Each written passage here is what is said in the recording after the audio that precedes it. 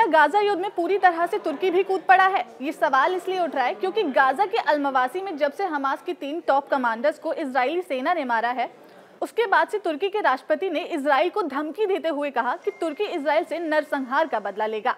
Israel पर क्या होने वाला है, इसकी प्लानिंग बहुत खतरनाक बताई जा रही है।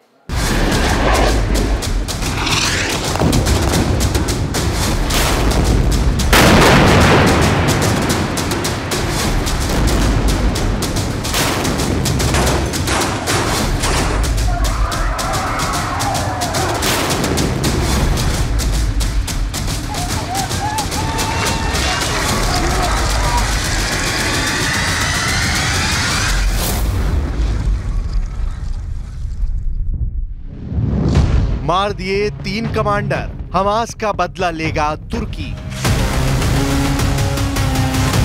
क्या तुर्की के राष्ट्रपति रजब ताइप अर्दोआन हमास के 3 कमांडरों की मौत का बदला इजराइल से लेने जा रहे हैं? दावा किया जा रहा है कि तुर्की ने इजराइल से दो टूक कह दिया है कि वो फिलिस्तीनियों के नरसंहार का बदला हर हाल में लेगा। जरा गाजा पट्टी का ये वीडियो देखिए। फिलिस्तीनियों के एक शिविर पर जबरदस्त एयर स्ट्राइक इजरायली सेना ने की है। इस 8 सेकंड के वीडियो में साफ देखा जा सकता है कि कुछ लोग तंबू वाले शिविर में अंदर की ओर जा रहे हैं। तभी एक मिसाइल उनके ऊपर आकर गिरती है और मौके पर मौजूद हमास के लड़ाके मारे जाते हैं। हम आपको एनिमेशन के जरिए पूरी खबर समझा देते हैं। क्यों तुर्की हमास के कमांडरों के मारे जाने से नाराज है और इजराइल ने कैसे हमास के 3 कमांडरों को मार डाला है। दावों के मुताबिक जिस वक्त हमास के 3 कमांडर गाजा पट्टी के अल-मवासी शिविर में मौजूद थे, ठीक उसी वक्त इजरायली सेना ने अल-मवासी शिविर पर हमला कर दिया। दावा किया गया है कि इजरायली हवाई हमले में हमास के 3 टॉप कमांडर मौके पर ही मारे गए, जबकि 40 से ज्यादा लोग ऐसे भी मारे गए जो शिविर के आसपास मौजूद थे। इजरायली सेना का दावा है कि इस हमले में हमास का कमांड सेंटर भी तबाह कर दिया गया है, जहां से पूरे गाजा में हमलों को कंट्रोल किया जा रहा था। अब आप हमास के उन 3 कमांडरों के नाम भी जान लीजिए जिनके मारे जाने से तुर्की बुरी तरह से बदला लेने पर उतारू हो गया है।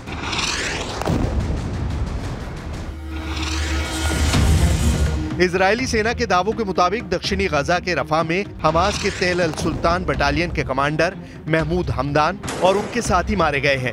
पिछले 48 घंटे में इजरायली सेना के हमले में गजा पट्टी में 67 से ज्यादा लोग मारे गए हैं, जिनमें लगभग 1 दर्जन के करीब हमास लड़ाके और उनके कमांडर मारे गए हैं। सबसे ताजा हमले में इजराइल ने 27 फिलिस्तीनियों को मार डाला है। खान यूनुस की एक इमारत में 13 लोग मारे गए हैं। इजरायली हमलों से सुरक्षित माने जाने वाले अल-मवासी कैंप में इजराइल सेना ने सबसे भीषण हमले किए हैं। दावा किया गया है कि इजरायली सेना के इस हमले में हमास की हवाई इकाई के प्रमुख समर इस्माइल कादर अबू दुक्का, हमास के सैन्य खुफिया मुख्यालय के प्रमुख ओसामा ताबिश और हमास के एक टॉप कमांडर ऐमान मबो को मार दिया गया है। मिडिल ईस्ट की मीडिया के मुताबिक इजराइल ने अल-मवासी में अमेरिका निर्मित MK-84 बमों से हमला किया है। 907 किलो के अमेरिकी MK-84 बमों से ही हमास के 3 कमांडर मारे गए हैं।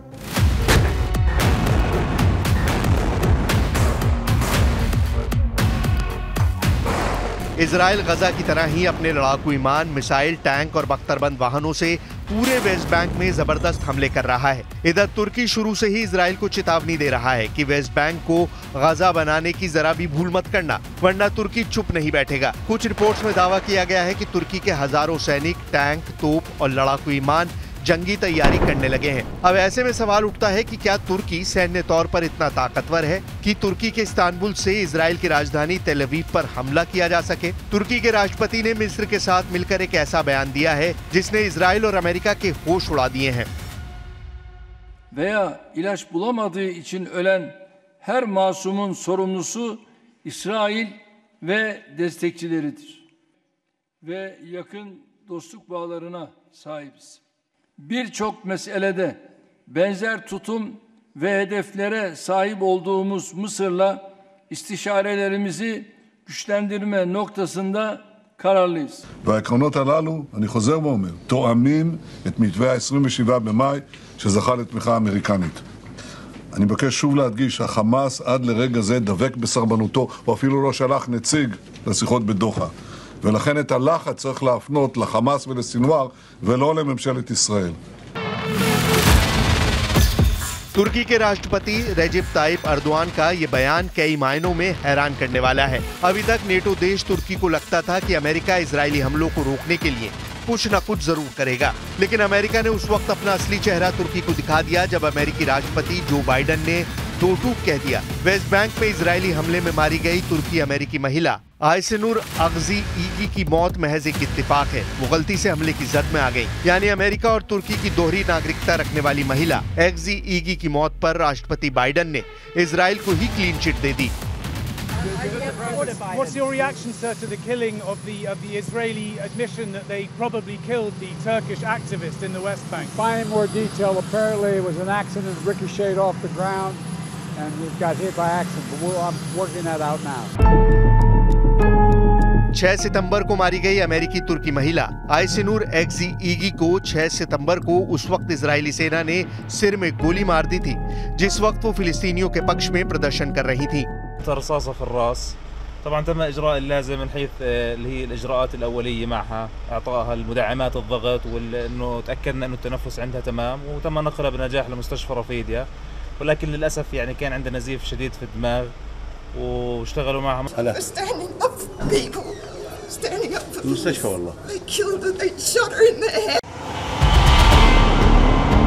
इजराइल के खूंखार हमलों पर अमेरिका के दोहरे मापदंड को देखकर ही तुर्की अब इजराइल के खिलाफ खुलकर जंग के मैदान में कूद पड़ा है। कुछ रिपोर्ट्स में दावा किया गया है कि तुर्की के हजारों सैनिक, टैंक, तोप और लड़ाकू विमान जंगी तैयारी करने लगे हैं। अब ऐसे में सवाल उठता है कि क्या तुर्की सैन्य तौर पर इतना ताकतवर है कि तुर्की के इस्तांबुल से इजराइल की राजधानी तेल अवीव पर हमला कर सकता है? जानकारों के मुताबिक इजराइल के तेल अवीव से तुर्की के इस्तांबुल की दूरी लगभग 1200 किलोमीटर है। इतनी दूरी तक तुर्की आसमान से इजराइल पर अपने घातक TB2 ड्रोन, फाइटर जेट और मिसाइलों से हमले कर सकता है। पहले आप ये जान लीजिए कि तुर्की और इजराइल की सैन्य ताकत में कौन बाजी मार रहा है। ग्लोबल फायर पावर 2023 की रिपोर्ट के मुताबिक 145 देशों की सैन्य रैंकिंग की सूची में तुर्की 11वें स्थान पर है। वहीं इजराइल इस सूची में 18वें नंबर पर है। यानी तुर्की यहां इजराइल पर भारी साबित हो रहा है। तुर्की के कुल सैनिकों की संख्या 7,75,000 है। इसमें 2 लाख रिजर्व सैनिक भी शामिल हैं। वहीं इजराइल के कुल सैनिकों की संख्या 6,46,000 है।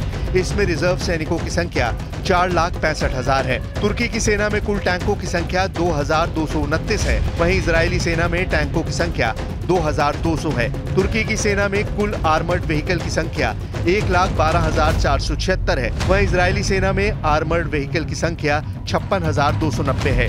तुर्की की सेना में खींचकर ले जाने वाली तोपों की कुल संख्या 1,938 है, तो वहीं इजरायली सेना में इन तोपों की संख्या सिर्फ 300 है। तुर्की की सेना में कुल रॉकेट आर्टिलरी की संख्या 516 है। वहीं इजरायली सेना में टोड आर्टिलरी की संख्या 300 है। इजरायली वायुसेना में कुल विमानों की संख्या 601 है। वहीं तुर्की की वायुसेना में कुल विमानों की संख्या 1,065 है। वहीं इजरायली नौसेना के पास कुल नौसैनिक पोत की संख्या 67 है। तुर्की की नौसेना में 16 फ्रिगेट शामिल है। वहीं इजराइल के पास एक भी फ्रिगेट नहीं है। तुर्की के पास कुल 205 लड़ाकू विमान है, उनमें एक भी हमलावर विमान नहीं है। वहीं इजराइल के पास 241 लड़ाकू विमान, 32 हमलावर विमान है। 2 साल में खत्म होगा इजराइल, ट्रंप की भविष्यवाणी।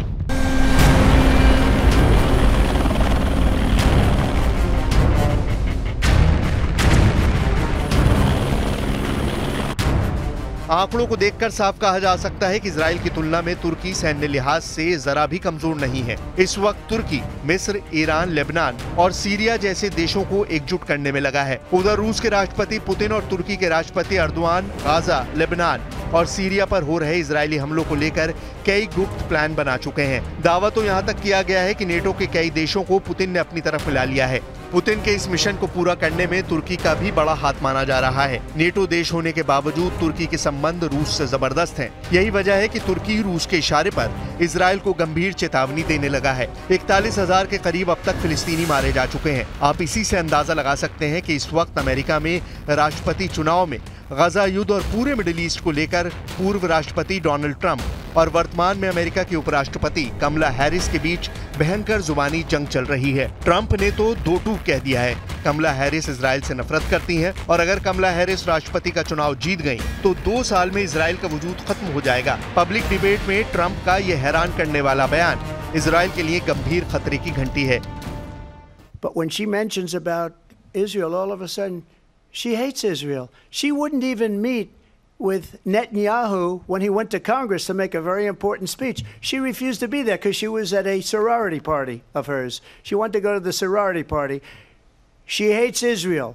If she's president, I believe that Israel will not exist within 2 years from now. And I've been pretty good at predictions, and I hope I'm wrong about that one. She hates Israel.